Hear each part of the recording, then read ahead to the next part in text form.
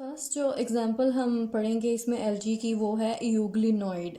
Euglenoid जो है ये कैसे प्रोटिस्ट हैं। इनके पास एनिमल लाइक प्रॉपर्टीज़ भी होती हैं और इनके पास प्लांट लाइक प्रॉपर्टीज़ भी होती हैं। इसकी वजह से अक्सर इनको प्लांट के साथ और एनिमल के साथ दोनों किंगडम में प्लेस किया जाता था प्रीवियसली, जब किंगडम प्रोटिस्टा नहीं बना था, जब हमारे पास सिर्फ एनिमल और प्लांट किंगडम हुआ करते थे, तो तब इनको प्लांट के साथ भी प्लेस किया जाता था और एनिमल्स के साथ भी प्लेस किया जाता था। ठीक है। प्लांट लाइक प्रॉपर्टीज इनके पास क्या है कि इनके पास होता है क्लोरोफिल, जो कि हमें पता है एक प्लांट लाइक प्रॉपर्टी है। प्लांट्स के पास क्लोरोफिल होता है जिसकी वजह से वो फोटोसिंथेसिस कर सकते हैं और फूड प्रिपेयर कर सकते हैं।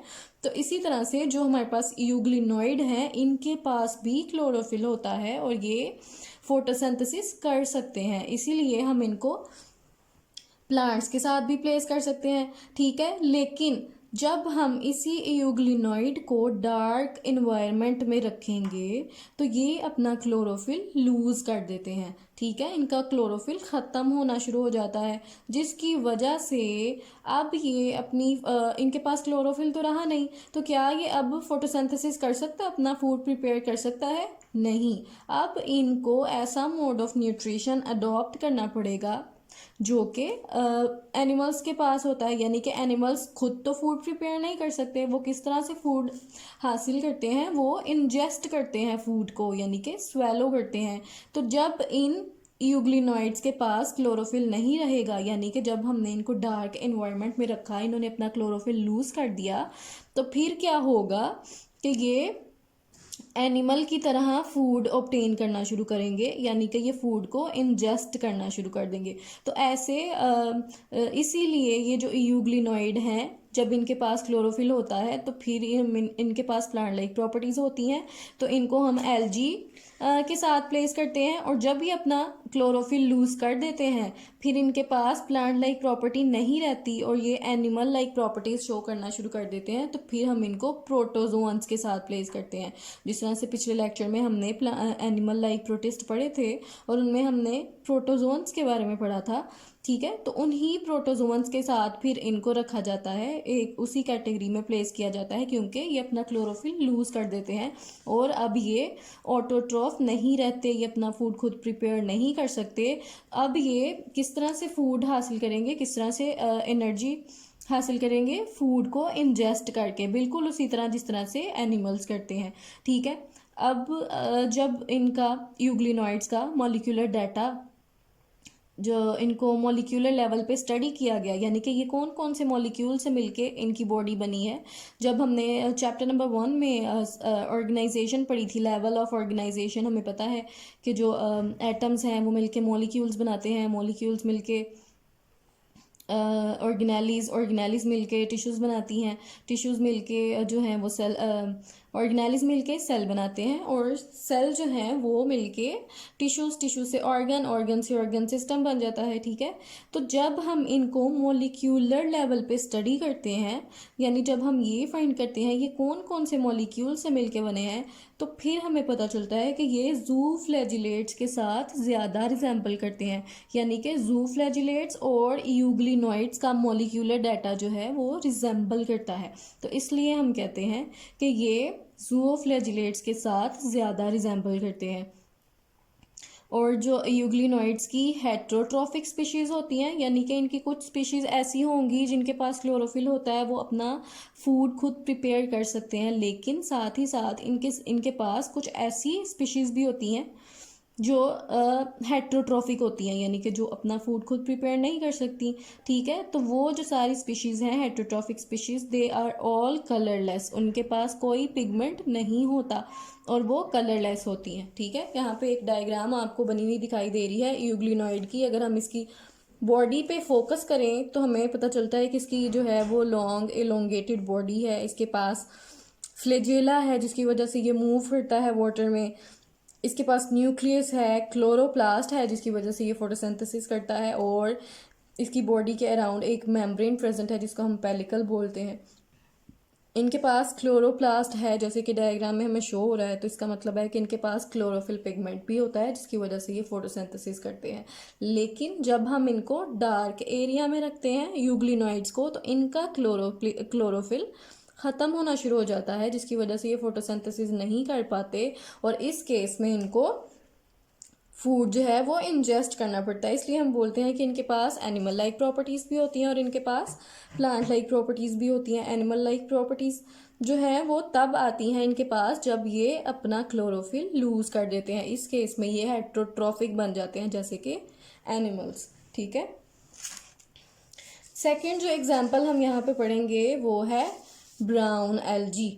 ठीक है। ये ब्राउन एल्गी जो है ये जायंट प्रोटिस्ट हैं, यानी कि जितने भी प्रोटिस्ट हम पढ़ेंगे, जितनी भी एग्जाम्पल पढ़ेंगे हम एल्गी की, उनमें से सबसे जो लार्जेस्ट साइज की एल्गी है वो ब्राउन एल्गी है, इसलिए हम इनको जायंट प्रोटिस्ट भी बोलते हैं।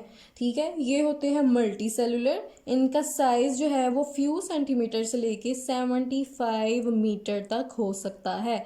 75 मीटर जो है ये काफ़ी लार्ज साइज है, इसीलिए हम बोलते हैं कि ब्राउन एल्गी जो है ये जायंट प्रोटिस्ट है। ठीक है। इनमें से जो एग्जाम्पल है, जो ब्राउन एल्गी में जो सबसे लार्जेस्ट ब्राउन एल्गी है उनको हम कैल्प बोलते हैं। कैल्प जो है ये लार्जेस्ट ब्राउन एल्गी है। इनकी बॉडी बहुत टफ एंड लीदरी होती है, यानी कि बहुत सख्त होती है, लेदरी एंड टफ। कैल्प की बॉडी को हम 3 पार्ट्स में डिवाइड करते हैं। इसकी बॉडी जो है वो 3 पार्ट्स पे कंसिस्ट कर रही होती है। पहला जो पार्ट है उसको हम ब्लेड बोलते हैं, जो कि लीफ लाइक स्ट्रक्चर होता है। सेकंड जो पार्ट है वो है स्टाइप, जो कि स्टेम लाइक स्ट्रक्चर है। और थर्ड है होल्ड फास्ट, जो कि रूट लाइक स्ट्रक्चर है। तो इनकी बॉडी में बेसिकली 3 पार्ट्स होते हैं, blade, stipe and hold fast. ठीक है। अगर हम इनके स्ट्रक्चर पे थोड़ा सा गौर करें तो हमें वही 3 स्ट्रक्चर जो हैं वो दिखाई दे रहे होते हैं। ये जो लीफ लाइक स्ट्रक्चर है उसको हम ब्लेड बोलते हैं। ये आपको स्टेम लाइक स्ट्रक्चर एक दिखाई दे रहा होगा जिसको हम स्टाइप बोलते हैं। और होल्ड फास्ट जो है ये रूट लाइक स्ट्रक्चर है। ठीक है। और रूट का पर्पस होता है प्लांट को सॉइल में एंकर करना, तो इसी तरह से होल्ड फास्ट का भी यही पर्पस है, ब्राउन एल्गी को सॉइल में एंकर करना। ठीक है। इसके बाद इन्वायरमेंट डिस्कस किया हुआ है कि कहाँ पे ब्राउन एल्गी जो हैं ये पाए जाते हैं। तो ब्राउन एल्गी जो हैं ये कूल मैरीन वाटर में पाए जाते हैं। ठीक है। यानी कि ये भी वेट इन्वायरमेंट में, एक्वेटिक इन्वायरमेंट में ही रहते हैं। ठीक है। ब्राउन एल्गी के बारे में हमने पढ़ा कि इनकी बॉडी जो है उसके 3 पार्ट्स होते हैं, ब्लेड, स्टाइप, होल्ड फास्ट। ठीक है। ये जायंट प्रोटिस्ट है, मल्टी सेलुलर है। इनकी बॉडी का साइज जो है वो फ्यू सेंटीमीटर से लेके 75 मीटर तक हो सकता है, और ये कूलर मैरीन वाटर में रहते हैं। ठीक है। थर्ड जो एग्जांपल हम यहाँ पे पढ़ेंगे वो है रेड एल्गी। ठीक है। रेड एल्गी जैसे कि नाम से पता चल रहा है कि ये इसके पास रेड कलर का पिगमेंट होता है, जिसकी वजह से ये रेड दिखाई देती है। रेड एल्गी जो है ये भी मल्टी सेलुलर स्ट्रक्चर है, यानी कि इसकी बॉडी एक से ज़्यादा सेल से मिलके बनी होती है। ठीक है। अब जो इसकी मल्टी सेलुलर बॉडी है, जैसे कि हमें डायग्राम में दिखाई दे रही है, ये एक जो एक हमें रेड कलर की एल्गी दिखाई दे रही है। इनकी बॉडी जो है वो एक से ज़्यादा सेल से मिलके बनी है, इसलिए हम इनको मल्टी सेलुलर बोलते हैं। अब ये जो इनकी बॉडी का स्ट्रक्चर है, कहता है कि ये बहुत सारे फिलामेंट से मिलके बनता है। ठीक है। फिलामेंट्स यानी कि थ्रेड लाइक स्ट्रक्चर जो कि इंटरवूवन होते हैं। ठीक है। इंटरवूवन का मतलब होता है एक दूसरे के साथ बंधे हुए होना, एक दूसरे के साथ इंटरमिंगल कर रहे होते हैं। तो इनकी जो बॉडी है रेड एल्गी की, जो मल्टी सेलुलर बॉडी है, ये किस चीज़ से मिलके बनती है? बहुत सारे फिलामेंट से, इंटरवूवन फिलामेंट से मिलके बनती है, जो कि बहुत ही डेलिकेट एंड फीदरी फिलामेंट्स होते हैं। ठीक है। डेलिकेट मतलब बहुत ही नाजुक किस्म के फिलामेंट्स होते हैं। ठीक है। कुछ रेड एल्गी जो है वो कहता है फ्लैटेंड शीट ऑफ सेल्स से मिलके बनती है, यानी कि सेल्स की शीट्स से मिलके बनती है कुछ रेड एल्गी। ठीक है। अब एल्गी जो है ये क्या करती है, ये जो रेड एलजी है इनके पास भी जिस तरह से हमने ब्राउन एलजी में पढ़ा कि उनके पास होल्ड फास्ट होता है जिसकी वजह से वो डिफरेंट जगह पे एंकर करता है या अटैच करता है, तो इसी तरह से रेड एलजी के पास भी एक होल्ड फास्ट होता है जिसके ज़रिए ये डिफरेंट स्ट्रक्चर्स के साथ अटैच करता है। ठीक है, अब रेड एलजी जो है वो कहता है कि कैल्शियम कार्बोनेट को अपनी सेल वॉल के अंदर इनकॉर्पोरेट कर लेती है। इनकॉर्पोरेट का मतलब होता है अपनी सेल वॉल के अंदर कैल्शियम कार्बोनेट को जमा करता है। ठीक है, जिसकी वजह से इनकी जो सेल वॉल्स हैं वो बहुत टफ हो जाती हैं, इसलिए ये कोरल रीफ्स बनाने में भी इन्वॉल्व होते हैं। जो सी में हमें कोरल रीफ्स नज़र आते हैं जो बहुत हार्ड होते हैं, टफ होते हैं, तो वो बेसिकली इन्हीं रेड एलजी की बॉडी से मिलके बने हुए होते हैं। ठीक है, लास्ट जो एग्जांपल हम यहाँ पे देखेंगे वो है ग्रीन एलजी। ग्रीन एलजी जो है वो प्लांट के साथ रिजेंबल करती है। क्यों? क्योंकि ग्रीन एलजी के पास भी बिल्कुल वही पिगमेंट्स होते हैं जो प्लांट के पास होते हैं। इसी तरह से ग्रीन एलजी के पास जो एनर्जी रिजर्व प्रोडक्ट्स होती हैं वो भी प्लांट के साथ रिजेंबल करती हैं। इसी तरह से इनकी सेल वॉल जो है वो भी प्लांट के साथ मिलती जुलती है। ठीक है, अब जो पिगमेंट्स हमने कहा कि इनके प्लांट के साथ मिलते हैं वो कौन कौन से पिगमेंट्स हैं? Chlorophyll A and B. इनके पास जो क्लोरोफिल है वो है ए एंड बी। तो इसी तरह प्लांट्स के पास जो पिगमेंट्स होते हैं वो भी कौन से हैं? Chlorophyll A and B. इसी तरह से कैरोटीनॉइड्स जो हैं वो प्लांट्स के पास भी होते हैं, इनके पास भी होते हैं। अब प्लांट जो है वो कौन सी फॉर्म में एनर्जी स्टोर करते हैं? वो स्टार्च की फॉर्म में एनर्जी स्टोर करते हैं। तो इसी तरह से जो ग्रीन एलजी है ये भी स्टार्च की फॉर्म में एनर्जी स्टोर करती है। प्लांट की सेल वॉल में सेलुलोज होता है और ग्रीन एलजी की सेल वॉल में भी सेलुलोज होता है, यानी कि ये सारी प्रॉपर्टीज़ जो हैं इनकी ये प्लांट के साथ मैच होती हैं। इसीलिए हम कहते हैं कि जो ग्रीन एलजी है ये प्लांट से रिजेंबल करती है। ठीक है, रिसर्च से हमें ये पता चला है कि प्लांट्स जो हैं ये ग्रीन एलजी से ही निकले हैं, यानी कि ग्रीन एलजी से ही इवॉल्व किए हैं। ठीक है, इसीलिए इनका आरएनए जब सीक्वेंसिंग की गई, आरएनए जो कि है राइबोन्यूक्लिक एसिड, जो ग्रीन एलजी का और प्लांट का जब आरएनए सीक्वेंस किया गया, यानी कि हाँ हमें पता है कि डीएनए एंड आरएनए जो है वो न्यूक्लियोटाइड से मिलके बनता है। ठीक है, तो जो ऑर्गेनिजम्स एक दूसरे के साथ मिलते हैं, यानी कि एवोल्यूशन जो फाइलेटिक लाइनेज होती है, फाइलेटिक लाइनेज हमें पता है कि जो सीक्वेंस और ऑफ स्पीशीज़ है कि किस तरह से सिंपलर स्पीशी से कम्प्लेक्स स्पीशी बनी। ठीक है, यानी कि इवॉल्व की। तो जब हम इनकी आरएनए सीक्वेंसिंग करते हैं तो हमें पता चलता है कि प्लांट्स और ग्रीन एलजी दोनों ही एक दूसरे के साथ लिंक करते हैं। इन दोनों का आरएनए मैच करता है, इन दोनों के आरएनए में सिमिलर न्यूक्लियोटाइड्स का सीक्वेंस होता है, जिससे हमें ये पता चलता है कि इन दोनों का आपस में कोई ना कोई लिंक है।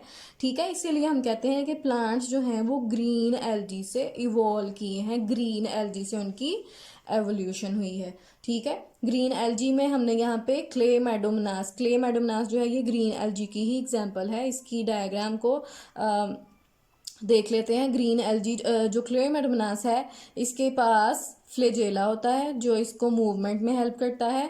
इसके अलावा इनके पास क्लोरोप्लास्ट होते हैं, क्लोरोप्लास्ट है तभी तो ये फोटोसिंथेसिस कर सकते हैं। ठीक है, इसी तरह इनके पास न्यूक्लियस होता है और साइटोप्लाज्म होता है इनकी बॉडी में। ठीक है, लास्ट पे हम डिस्कस कर लेते हैं इम्पोर्टेंस ऑफ एलजी। ठीक है, यानी कि एलजी के क्या फ़वाइद हैं, क्या अहमियत है इसकी। तो जब हमने ब्राउन एलजी में कैल्प के बारे में पढ़ा तो कैल्प जो है ये एडिबल है। ठीक है, एडिबल का मतलब होता है ऐसी चीज़ जिसको हम खा सकते हैं। तो ये जो कैल्प हैं ब्राउन एलजी जो है इसको हम खा सकते हैं। ठीक है, तो ये फिर हमारी फूड की रिक्वायरमेंट को पूरा करने के लिए इस्तेमाल होते हैं।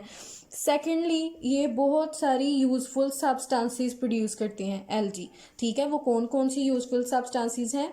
उसमें आ जाती है एगर, कैराजिनिन, एंटीसेप्टिक्स, ठीक है, एल्गिन, ये सारी जो सब्सटेंसेस हैं ये किसी ना किसी प्रोडक्ट में इस्तेमाल हो रही होती हैं। जैसे कि जो एल्गिन है ये मेडिसिन में यूज़ होती है, एंटीसेप्टिक्स जो हैं ये माइक्रो ऑर्गेनिजम्स को किल करने के लिए इस्तेमाल होते हैं, ठीक है। एगर जो है ये फूड इंडस्ट्री में यूज़ होते हैं, ये आइसक्रीम वगैरह में, जेली वगैरह में यूज़ होता है, ठीक है। तो ये सारी यूज़फुल सब्सटेंसेस हमें एलजी से मिलती हैं। इसी तरह से एलजी हमने पढ़ा कि 50 to 60% फोटोसिंथेसिस कर रहे हैं, तो इसका मतलब है कि ये मेजर प्रोड्यूसर्स हैं, ठीक है। फूड चेन में इनका बहुत अहम रोल है। ये फूड प्रिपेयर